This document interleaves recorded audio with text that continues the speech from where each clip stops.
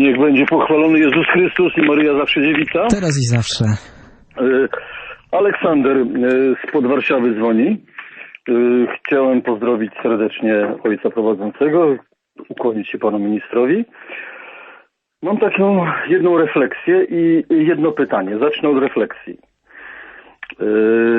Nie rozumiem do dzisiejszego dnia, dlaczego pan premier Kaczyński w 2007 roku oddał władzę, sugerując się jakimiś sondażami, że PiS jest w stanie wygrać wybory, kiedy miał układ polityczny wyjątkowy, to znaczy miał brata prezydenta i mógł spokojnie rządzić mniejszościowo. Przypomnę, że Kwaśniewski z Millerem nie cierpią się raczej i świetnie wypełnili swoją władzę od początku do końca. Oddanie władzy w 2007 roku ja uważam za sabotaż w kategoriach wojskowych takiego generała, który nakazuje odwrót ze zdobytego wzgórza, stawia się przed frontem i się rozstrzeliwuje. To jest taka refleksja. A teraz pytanie do pana ministra Macierewicza. Czy pan minister Macierewicz wie, że bracia Kaczyńscy wpuścili do Polski raka pod tytułem Loża Bnai Brit, żydowska loża masońska Bnai Brit, gangsterska, bandycka, bezwzględna, to jest nowotwór złośliwy z licznymi przerzutami. Nie zrobił tego Kwaśniewski, zrobił to prezydent Lech Kaczyński, miał zresztą przy swoim boku funkcjonariusza tej loży, panią Juńczyk-Ziomecką. Pan prezydent Mościcki, kiedy rozwiązywał loże masońskie i rozwiązał lożę Bnai Brit, dał taki aneks, żeby przyszli władcy Polski nie ważyli się wpuszczać tej loży do Polski, ponieważ stanowi ona śmiertelne zagrożenie. I teraz, panie ministrze Macierewicz, tak jak pana postrzegam, to postrzegam pana jako agenta amerykańskiego, który dla chwały Ameryki zrobi wszystko, wysadzi Polskę w powietrze, ponieważ pana chlebodawcy są w Waszyngtonie. A stara zasada mówi, szukajcie przyjaciół blisko, a wrogów daleko.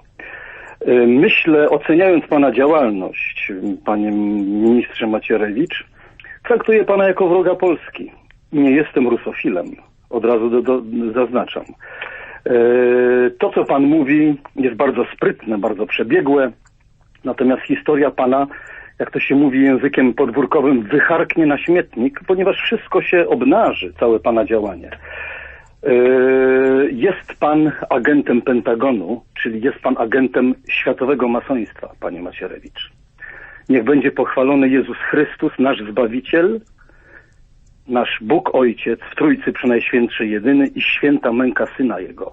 Panie Macierewicz, pan nie jest katolikiem.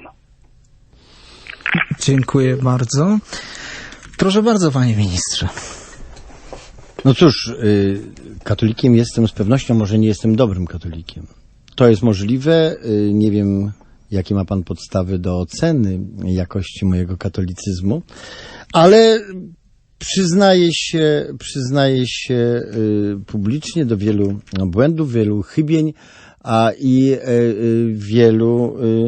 i wielu kłopotów z utrzymaniem wszystkich przykazań i tych sposobów działania, jako mnie, jako katolikowi przystoją. Ale to mówię, mimo iż głos tego pana, który przed chwilą mówił, traktuję jako taki, z jakimi często mamy do czynienia w internecie, jako po prostu stek personalnych ataków, najczęściej konstruowanych przez ludzi służb specjalnych, nie bazujących na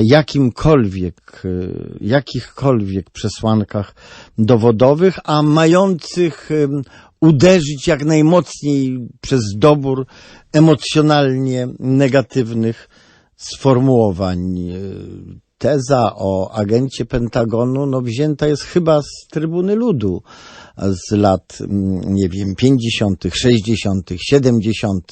Pod takimi zarzutami mordowano żołnierzy niepodległościowego podziemia. Pod takimi zarzutami a próbowano sądzić mojego ojca i jego przyjaciół. Mój ojciec zginął między innymi takimi zarzutami. Był profesorem chemii Uniwersytetu Warszawskiego, nie agentem Pentagonu i działaczem stronnictwa i działaczem Katolickiego Stronnictwa Pracy.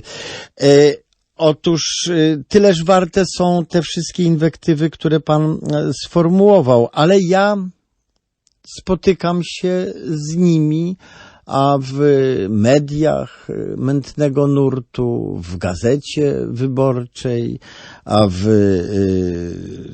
wśród ludzi, którzy reklamują Donalda Tuska, niesłychanie często. Na szczęście, gdy z takiego otoczenia niezdrowego, nasiągniętego nienawiścią, lejącego się z telewizora, wyjdę na ulicę, wsiądę do tramwaju czy do autobusu, to otaczają mnie ludzie, którzy mówią: panie pośle, panie ministrze, niech pan się tymi wyzwiskami nie przejmuje.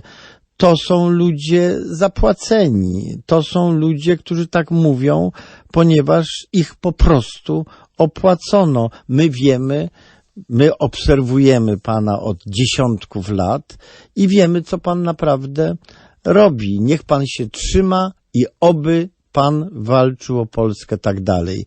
No więc będę się starał to robić, nie zwracając uwagi na takie sformułowania jak te, które przed chwilą mogliśmy słyszeć.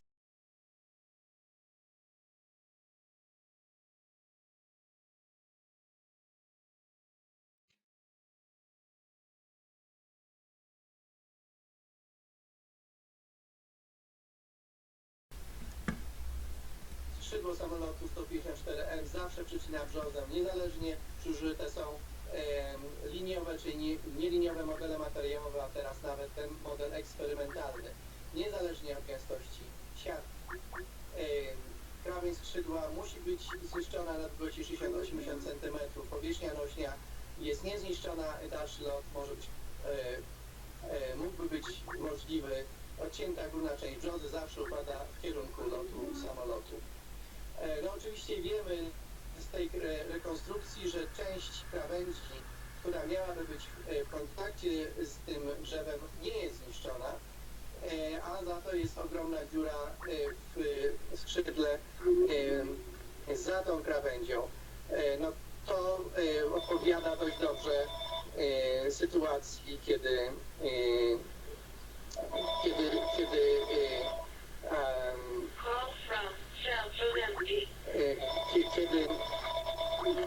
przepraszam, halo? Kontynuować, panie profesorze, proszę kontynuować. Poczekaj, co mówisz? Tak.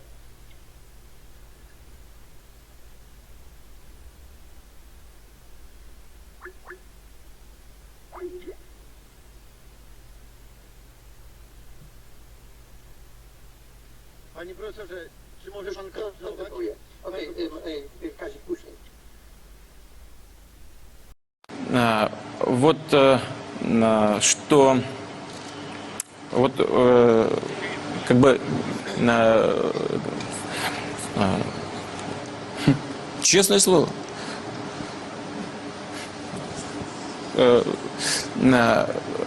ну что здесь говорить, это нужно, конечно, и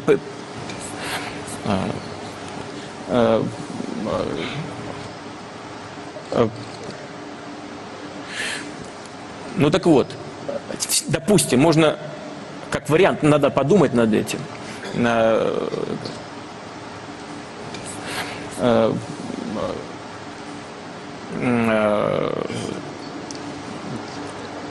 И